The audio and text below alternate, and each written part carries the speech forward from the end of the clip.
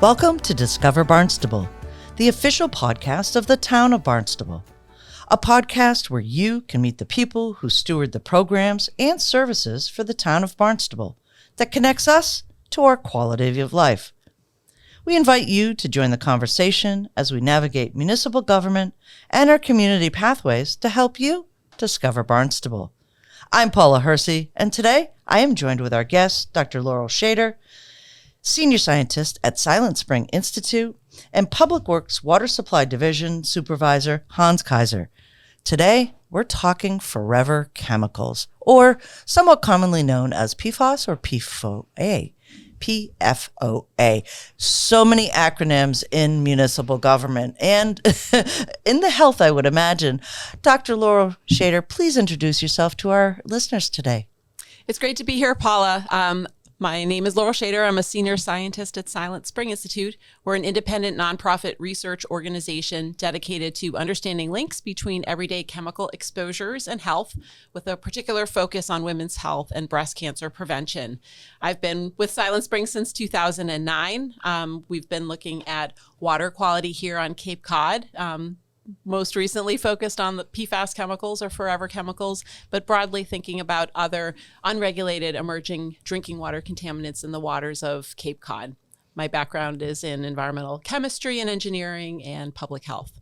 Great. And Hans, lots of our listeners do know you with the Hyannis Water Supply, but please introduce yourself. Let us know a little bit about you. Hans Keijser. I am the supervisor of the Water Supply Division, DPW, town of Barnstable. I've been with the town since 2001, and I've been in charge of the Hyannis water system, and we basically supply drinking water and fire flow services to the greater Hyannis area. Fantastic. So welcome both of you to the show. We're going to let our listeners know that this is a complex subject, and today's their 101 version of learning a little bit more about these forever chemicals and emerging contaminants. And I'm going to start first with the acronyms, right? PFAS, PFOA. I'll have both of you take a shot at this. Why don't we start with Laurel? What are these chemicals? Sure. So PFAS or PFAS is an acronym that stands for a broad family of chemicals. This may not be an acronym that's familiar to many people, but my guess is that many people have products in their homes that contain PFAS, things like Gore-Tex, Scotchgard, Stainmaster, and Teflon. These chemicals are used in many nonstick, stain-resistant, and waterproof products. The number of PFAS chemicals seems to keep growing. The latest estimates that I've seen are that there are 12,000 different compounds that can be considered PFAS. You mentioned a couple of specific ones already. PFOA and PFOS are two members of this very broad family, and those are the two examples of specific chemicals that show up frequently in people's bodies and in drinking water. That was a great explanation. Hans, you want to add anything to that, or you think she covered it? She covered it a heck of a lot better than I ever could. That's fantastic. So let's talk a little bit, in this discussion with Hans here, is Hyannis used to have higher levels of PFAS than any other drinking public water supply in Massachusetts. The town has done a great job in stepping up to the challenge, and now all the water is being filtered to remove these forever chemicals. How is the town of Barnstable addressing these impacts? There's been some significant changes to Hyannis water supply over the past few years. Yes, there has been. I would think the first time we knew anything about these chemicals was when Silent Spring in 2009, 2010 did an initial test for emerging contaminants. That's when we discovered that these type of chemicals were in the water. At that moment, we had a health advisory from the federal government that was like fairly high, and we were at about 50% of that. So at that moment, it felt like, well, it's not great, but it's not that bad either. But then what happened with the UCMR testing in 2015, we found the levels more problematic in the Mary Dunn area. And that is when we started to act and start putting in filtration systems. The interesting part there was that while we were working through installing these filtration systems, the health levels and health advisory levels on the federal government and later the state government changed. They basically moved the goalpost. So we thought we would be good, and then all of a sudden they lowered the levels, and all of a sudden we had to install more activated carbon filtration systems to remove the PFAS. So we've been pretty busy since 2015. At this moment, we have filtration systems on all our wells, so the listeners can know and be assured that the finished water that they're drinking is PFAS free. Right. It's actually, below the detection limit is the correct way to say that. Okay. But all the water is filtered and it's safe to drink. Okay. And just for clarification for some of our listeners, the Hyannis water supply has multiple wells throughout the area that they draw water from. Can you kind of give the listeners an understanding of where those wells may be? Yeah, we basically have 3 areas in town.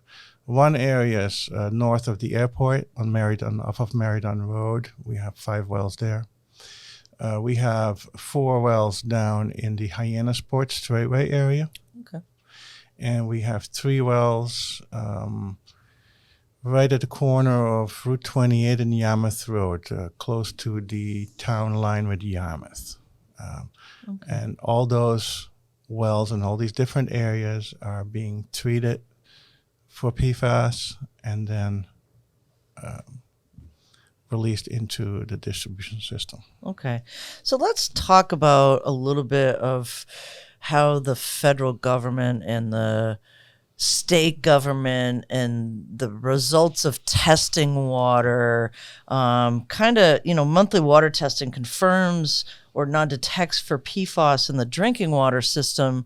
How is that affecting your work out there, Laurel? And then we'll bring it back to Hans and how the town is addressing some of these shifting goalposts with different types of filtration systems. So give us an understanding of, what these results really mean when we're testing the water and we're detecting these PFAS. What happens in that process? Sure. So the federal EPA has not yet set any enforceable drinking water standards for PFAS. They're working on regulations for 2 specific PFAS chemicals, PFOS and PFOA.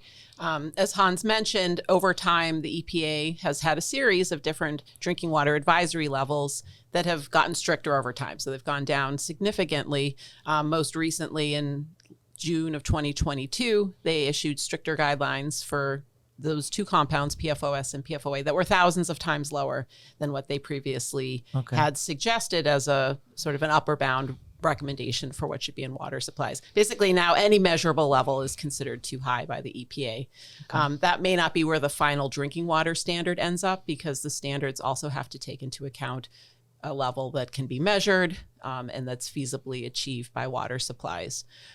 Many states, regulators in many states, have considered the action by EPA too slow. There is a considerable body of scientific research showing that low levels of PFAS can be harmful. And in the absence of federal standards, about 12 or 13 different states have stepped up and created their own guidelines, and in some cases, enforceable standards. And an important distinction between a guideline, which is sort of a suggestion or a recommendation, and a standard is that standards are enforceable. And so what that means, if a standard is in effect, water supplies need to do testing and they need to take action if an exceedance is discovered. So Massachusetts is one of the states that has taken steps that are stricter than the EPA, and they set an enforceable standard in October of 2020, which has been phased in over time. So what that means is that other water supplies that weren't testing for PFAS in the past are testing now, and more water supplies, both here on Cape Cod and across Massachusetts, are discovering PFAS. And certainly that can be worrying for communities to discover that they have levels that are above the standard. But I think it's important to know that. And in other states that don't have standards, they may also have similar levels and not know about it. And it's important for towns to take action like Hyannis has. The levels in Hyannis were quite a bit higher than many of the other water supplies that are now finding PFAS. But because of the early information from our studies and from the EPA testing in 2013 to 2015, Hyannis had an earlier warning about it, and have done a great job in stepping up to treat the water. Right.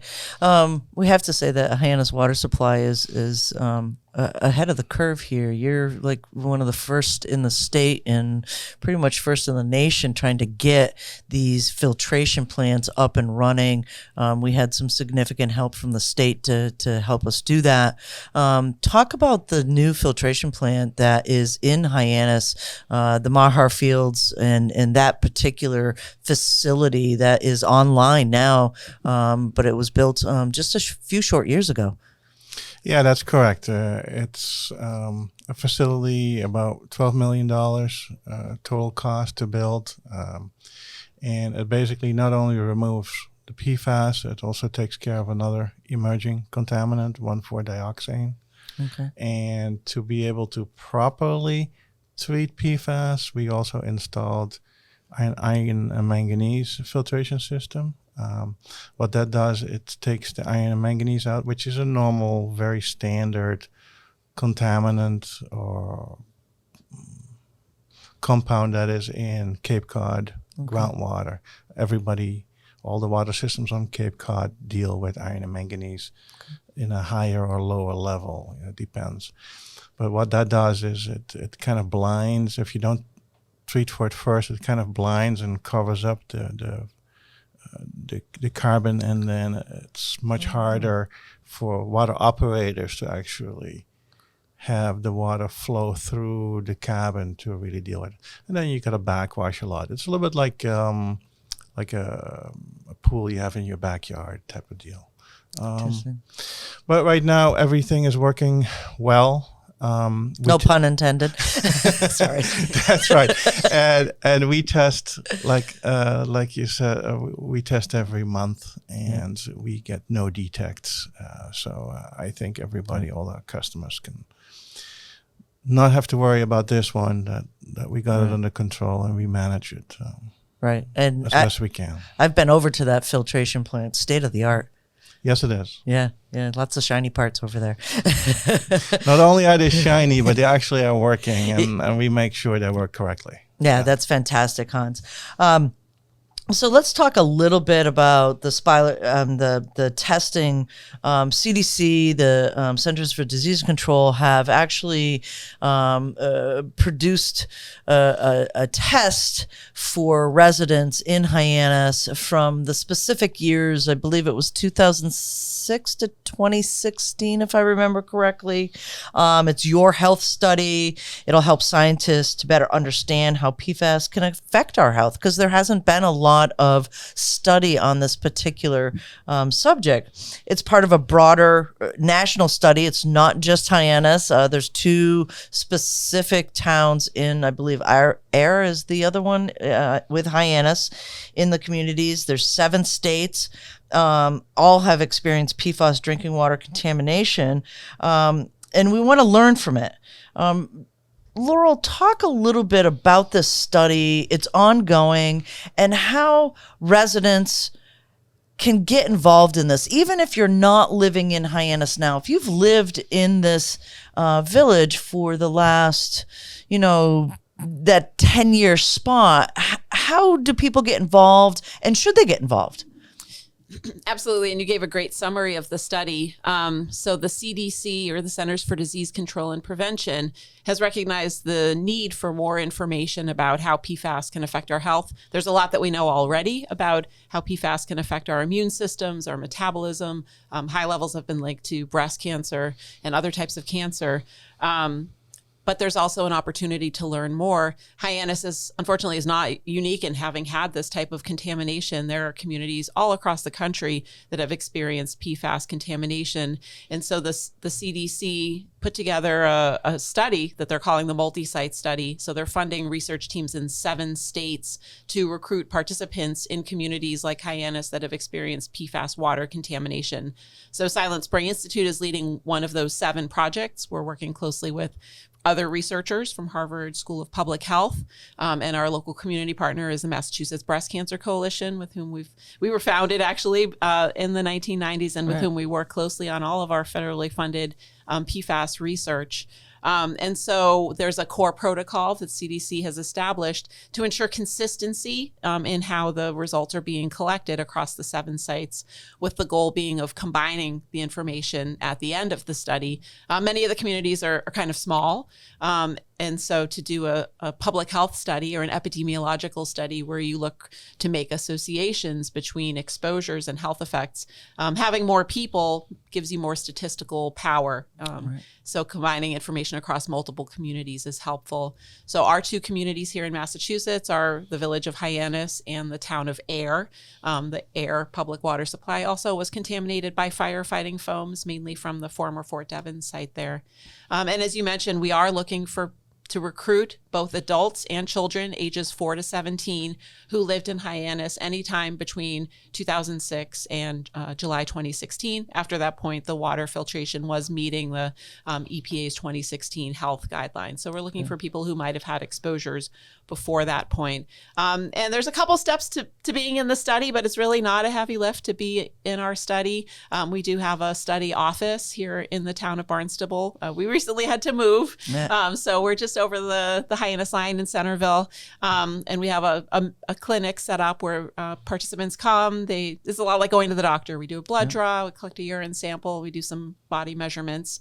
A second part of the study is to complete a questionnaire. We have questions about where people have lived and worked over time, some questions about their water consumption patterns. We want to know if someone mostly drinks bottled water or tap water, and some questions about their health history.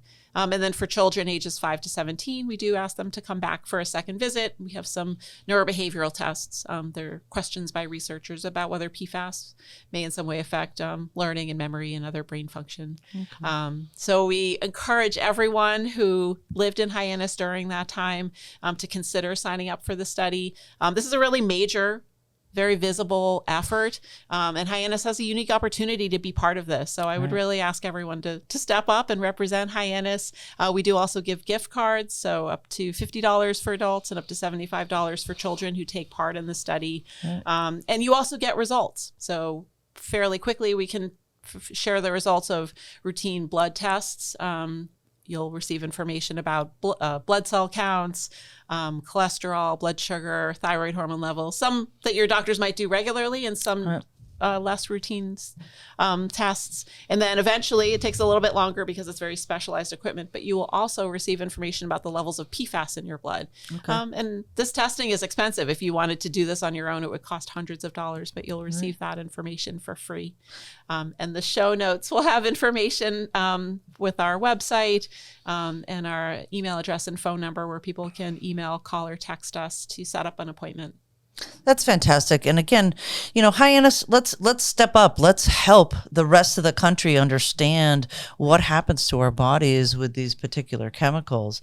And Hans, I really kind of want to, kind of come back to how can residents help? Like, they know what they can do for the environment, right? We all have those types of things, but PFAS is not always found just in firefighting foam. It is ubiquitous in everything that we use, it seems like. So what are some of those things that you might recommend to residents to kind of be aware of when they're consuming products or wearing products?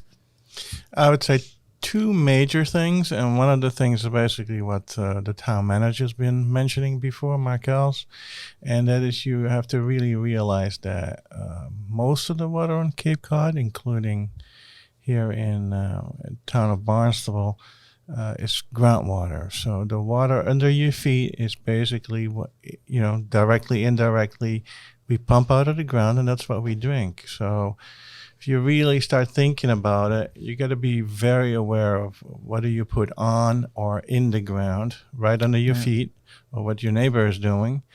And so that's one thing, to really be aware that we're part of the environment. We're not like an onlooker. We're part of it. Right. The other part is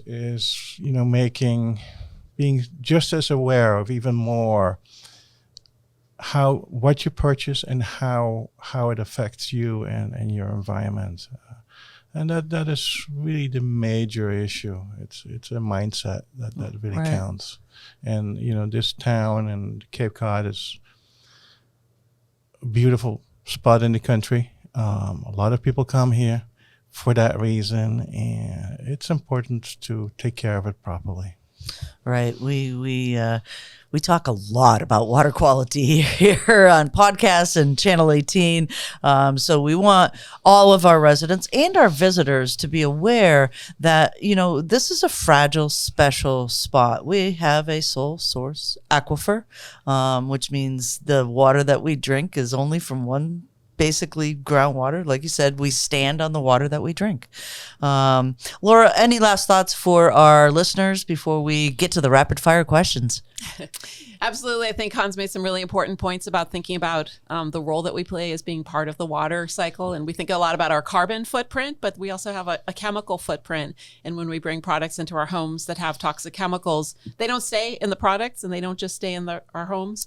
Some of them can end up in our wastewater. And here on the Cape, a lot of that wastewater, well, all of it pretty much goes into the ground, mainly from septic systems and in some communities from wastewater treatment plants.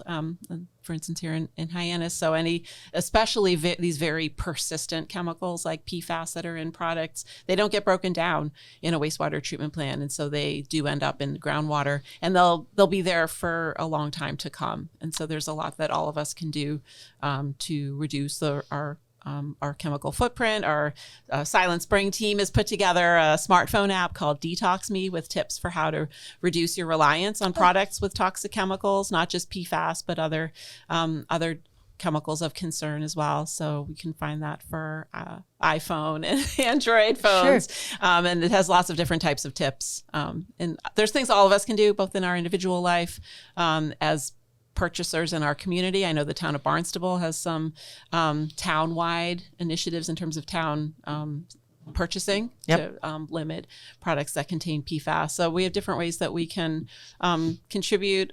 I wish people didn't have to think about toxic chemicals when they were shopping for products for their families. And ultimately, we really need a shift in how we regulate chemicals at the federal level. But in the meantime, there's things that all of us can do as individuals and as a community. Right.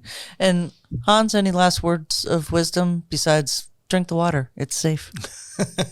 No, you're 100% correct, Paula. And it's definitely safe to drink right now. And I'm looking forward to showing you the new filtration plant, Harold Toby filtration plant. So.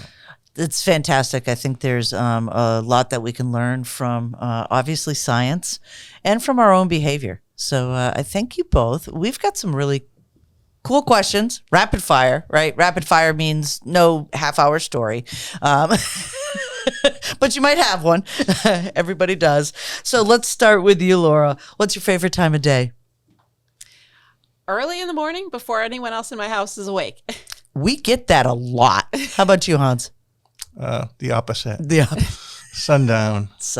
When things quiet down. And that's my favorite time. Perfect.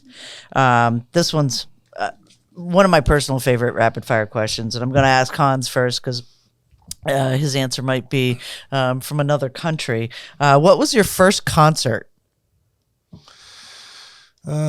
Yeah, that was in the Netherlands. I was going to say ABBA, but no. No. That's Sweden. Yeah, I'm from the Netherlands originally. I was a Dutch singer, Andre Hazes, but nobody here knows him. But that's okay. How about you, Laurel? First concert? Wow, that's quite a few years ago. Right? I think it was Sarah McLachlan on the Hat Shell in Boston before she was famous. My now husband, at the time, my boyfriend is Canadian, so he'd heard of her and I hadn't heard of her. So saw her on the Hat Shell in Boston. That's fantastic.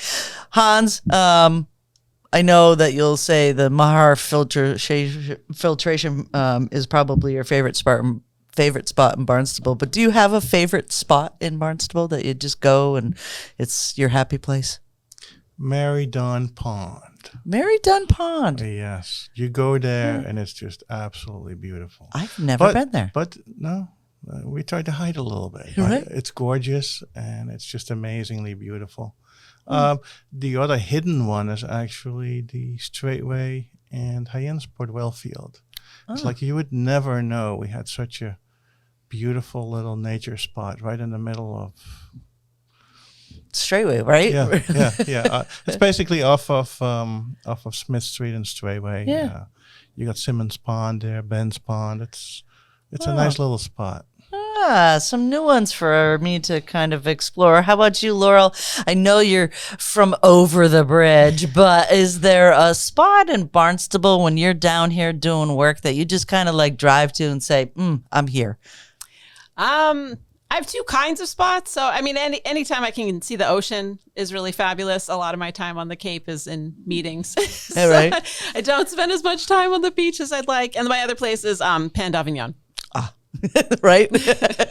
Fantastic. Thanks for spending time with us and listening to Discover Barnstable, the official podcast of the town of Barnstable. We hope you found a new understanding of how your municipal government works to protect, engage, and enact for you and our community. Be sure to drop us a line at podcast@town.barnstable.ma.us and let us know what you would like to learn next. Till next time, go discover Barnstable.